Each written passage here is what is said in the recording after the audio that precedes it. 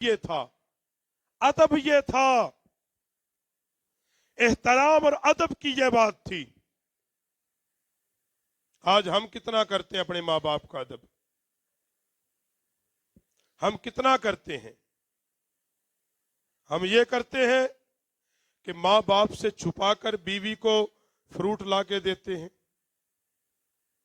چپ کر کے کھا لا، ماں کو نہ بتائیو، لڑے گی۔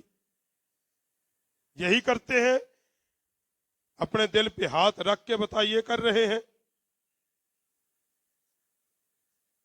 باپ سے چوری پلان کرتے ہیں، یہ کر رہے ہیں، اور پھر ہم کہتے ہیں اللہ ہم پہ برکتیں نازل نہیں کرتا۔ پھر ہم کیا کہتے ہیں؟ اللہ ہم پہ برکتیں نازل ہے، جس کی وجہ سے برکت آنی تھی اس کو تو نے ناراض کر لیا ہے، اس کو تو ناراض کر کے بیٹھا ہے، اور توقع برکت کی کرتا ہے۔ برکت آئے گی ماں باپ کی رضا سے۔ جب تیرا باپ راضی ہو جائے گا، اللہ بھی تجھ سے اس کو تو ہم نے ناراض کر کے بیٹھے ہیں۔ اس ماں کا تو دل توڑ کے بیٹھے ہیں کہ جس کے دل کی خوشی میں اللہ نے جنت رکھی ہے۔ تو حضرات گرامی قدر، اس کو نصیحت سمجھو، وصیت سمجھو۔ اگر دنیا اور آخرت میں کامیابی چاہتے ہو، دنیا اور آخرت میں کامیابی چاہتے ہو، اس کا حل یہ، اگر والدین زندہ ہیں ان کی قدر کرو، ان کی، اگر فوت ہو گئے ہیں، اگر فوت ہو گئے، ان کے لیے بخشش کی دعا کرو۔ مالک بے نیاز تو بڑا مہربان ہے، میرے ماں باپ کو بخش دے۔ اس میں پیسے تو نہیں لگتے، ان کے لیے اگر بخشش کی دعا مانگو پیسے تو نہیں لگتے، مگر تیری دعا، اللہ کے نبی نے فرمایا جب اولاد اپنے والدین کے لیے کوئی نیکی کرتی ہے، فرشتہ پھر ماں باپ کے پاس لے کے جاتا ہے، اس کے پاس لے کے جاتا ہے، اس کو بتاتا ہے تیرے بیٹے نے یہ نیکی، اور قبر میں ماں باپ کی روح اللہ کا شکر ادا کرتی ہے اور راضی ہوتی ہے، اللہ تیرا شکر ہے میری اولاد میرے لیے بخشش کا سامان اکٹھا کرتی ہے۔ سمجھ میں آئی بات ہے؟ تے پتر صاحب نے چاڑیے کیتا تے اس تو بعد کدی خیال ہے لوکاں نو کہندے نے مولوی جی میرے ماں پیو لی دعا کر، مولوی بھی آندا اچھا یار اللہ انہوں معاف کر دے وی، یہ کچھ ہی ہے، انہیں بھی کہنا اچھا یار اللہ انہوں معاف کر دے۔ یار تو آپ کیوں نہیں منگنا؟ تینوں کی ہے، رب نے زبان نہیں دیتی، تینوں زبان دیتی ہے نا، بولنا تو آپ کو کس نے سکھایا ہے؟ اللہ کے بعد آپ کو بولنا کس نے سکھایا ہے؟ بولو، اللہ کے بعد چلنا کس نے سکھایا ہے؟ جی آپ کو لباس پہننا کس نے سکھایا ہے؟ جب سب کچھ ماں باپ نے سکھایا ہے تو ماں باپ کے ادب میں زبان چل نہیں سکتی؟ ماں باپ کی محبت میں قدم اٹھ نہیں سکتے؟ تجھے کمانے کے قابل کس نے بنایا ہے؟ ماں باپ نے بنایا۔ اور قرآن پاک پورا پڑھ لیں، ایک مقام ملتا ہے، کیا ملتا ہے؟ رب ارحما کما ربیانی، شروع میں آ جائیں الحمدللہ رب ہے، کیا کہا؟ عالمین کا رب ہے۔ اس کے علاوہ کہیں بھی اللہ نے کسی اور ذات کے لیے لفظ رب کا استعمال ہے۔ یا ایھا الناس، یا ایھا الذین آمنوا، یا ایھا الکافرون، یہ جملے آئے، یا ایھا الرسول، یا ایھا النبی،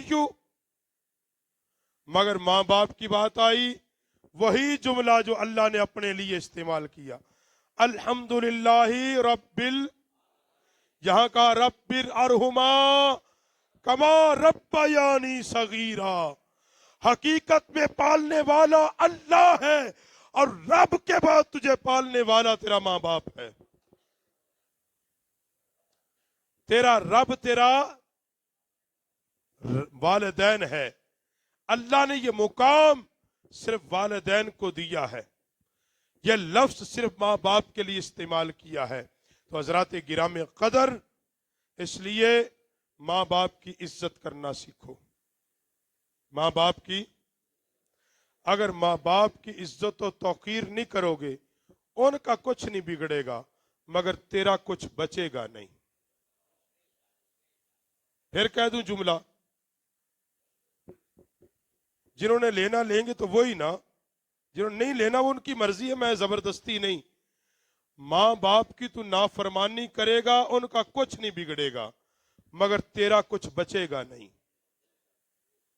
तेरा कुछ। फिर सुन ले, माँ बाप की नाफरमानी करेगा, उनका कुछ नहीं बिगड़ेगा मगर तेरा कुछ नहीं बचेगा। क्यों? तू उसकी नाफरमानी करता है जिसको रब ने बरकत वाला बनाया है। इसलिए माँ बाप की खिदमत करो।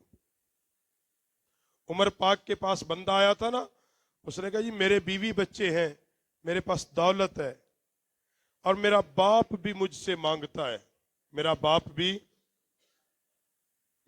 भी मुझसे। उमर पाक ने फैसला क्या दिया?